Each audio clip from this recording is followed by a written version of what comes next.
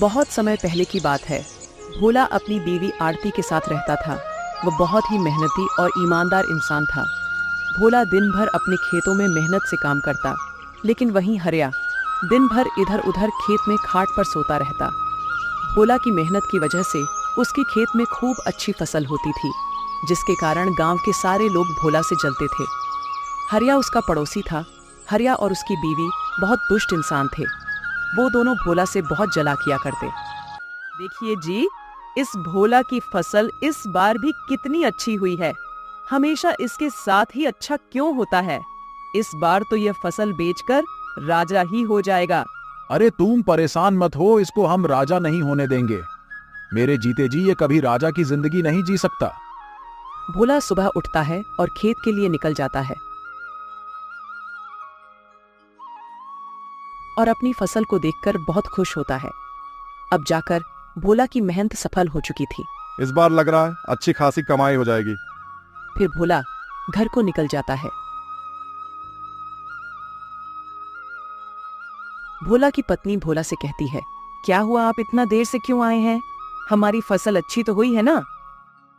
फसल इस बार बहुत अच्छी हुई है, कल कटाई भी करनी है, उसी की व्यवस्था कर रहा हूँ। लगता है इस बार कमाई हो जाएगी। अच्छा जी, इस बार अगर अच्छी खासी कमाई हो गई तो हम कुछ पैसे अपनी बेटी मुन्नी के नाम से बैंक में जमा करवा देंगे, जिससे उसकी अच्छी खासी शादी हो जाएगी या उसकी पढ़ाई में मदद हो जाएगी। ठीक है ना जी? हाँ, तुम बिल्कुल सही बोल रही हो। आरती, खाना लाओ, बहुत जोर से भूख लगी है। जल्दी सोना है आज, क्योंकि कल सुबह 5 बजे खेत में जाना है। आरती खाना लगा देती है।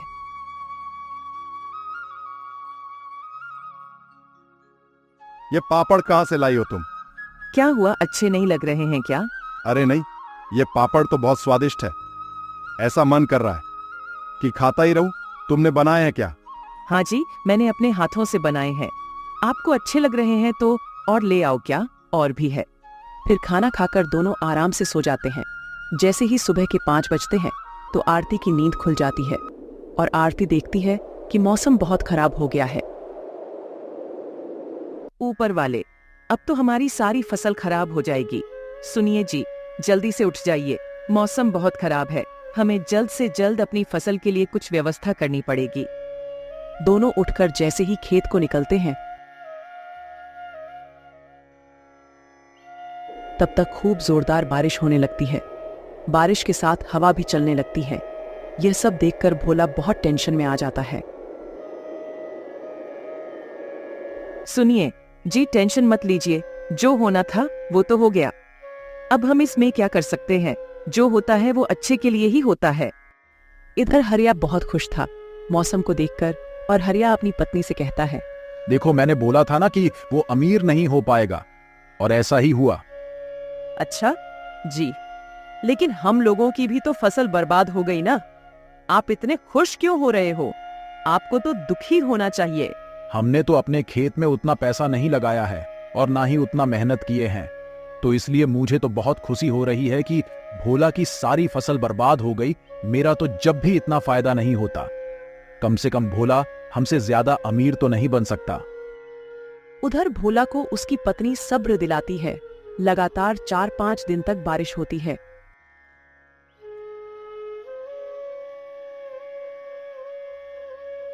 जब मौसम खुलता है तो भोला अपने खेत में जाकर देखता है तो उसकी सारी फसल खराब हो गई थी। भोला घर आकर सारी बात अपनी पत्नी को बताता है और टेंशन की वजह से बिस्तर पर लेट जाता है। आप टेंशन मत लीजिए, मेरे पास एक आइडिया है जिसकी वजह से इस साल हम अपना खर्चा चला सकते हैं और हमें खेती पर भी निर्भर नहीं रहना होगा। कौन सा आइडिया जो तुम्हारे पास है? मैं समझा नहीं, तुम क्या कहना चाह रही हो? मुझे तो खेती के अलावा कुछ काम भी नहीं आता। सुनिए जी, क्यों ना हम पापड़ बेचने का काम शुरू करें। मैं पापड़ बनाऊंगी और आप गली गली जाकर बेच आना। क्या पता ऊपर वाले की कृपा से हमारा काम अच्छा खासा चलने लगेगा। तुम सही बोल रही हो, लेकिन पता नहीं कोई पापड़ खरीदेगा या नहीं।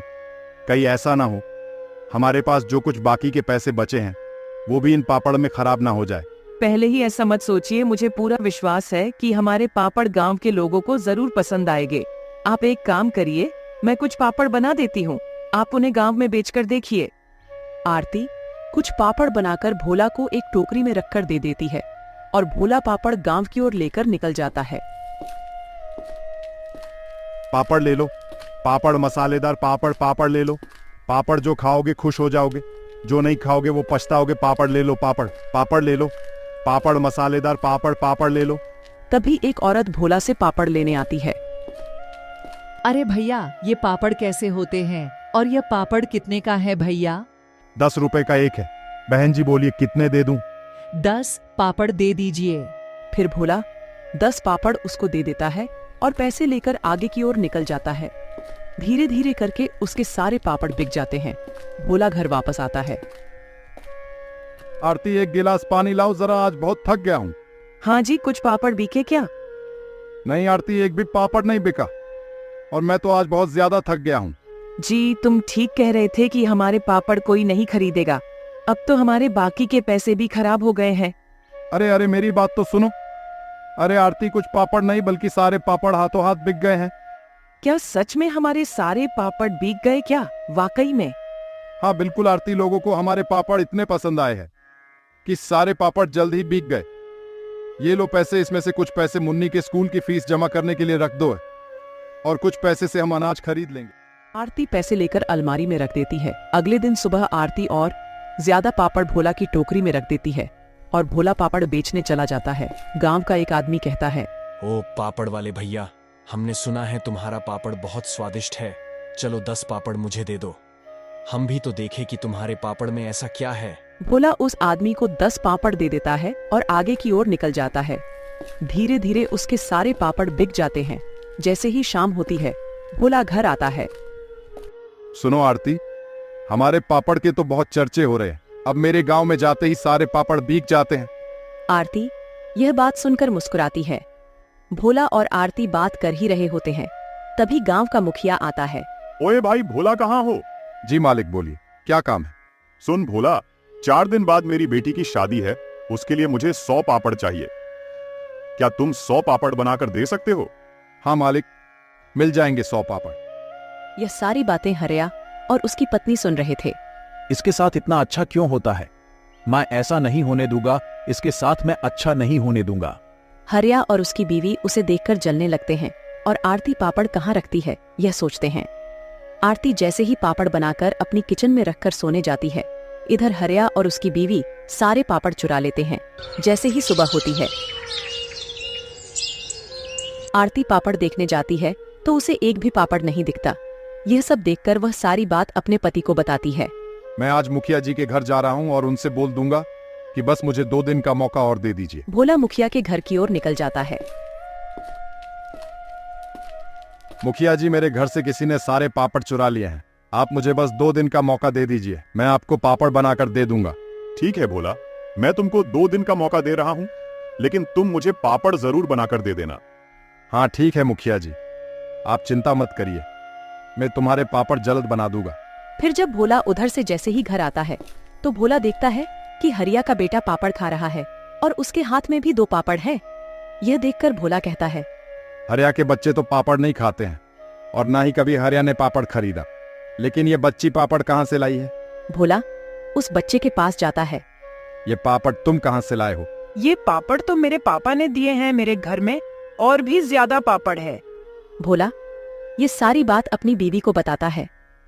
आपको मुखिया के घर जाना चाहिए और सारी बात बता देनी चाहिए, हमारी मुखिया जी ही मदद कर सकते हैं। फिर भोला मुखिया के घर जाता है और सारी बात मुखिया को बता देता है। फिर मुखिया अपने नौकर के साथ आता है और हरिया के घर में छानबीन करता है। जैसे ही मुखिया का नौकर और मुखिया हरिया के घर में जाते हैं, उन्हें वो पापड़ मिल जाते हैं। ये क्या है हरिया, क्यों चुराए ये तुमने पापड़? मुझे माफ कर दीजिए, मेरे अंदर ईर्ष्या आ गई थी, इसीलिए मैंने ऐसा किया है मुखिया जी। मैं आज के बाद ऐसी हरकत नहीं करूंगा, आप मुझे बस एक बार माफ कर दीजिए। नहीं, ये माफ करने लायक काम नहीं है। अगर मैंने तुम्हें माफ कर दिया तो तुम फिर ऐसा काम करोगे? मारो इसको सब। फिर सब मिलकर उसे खूब मारते हैं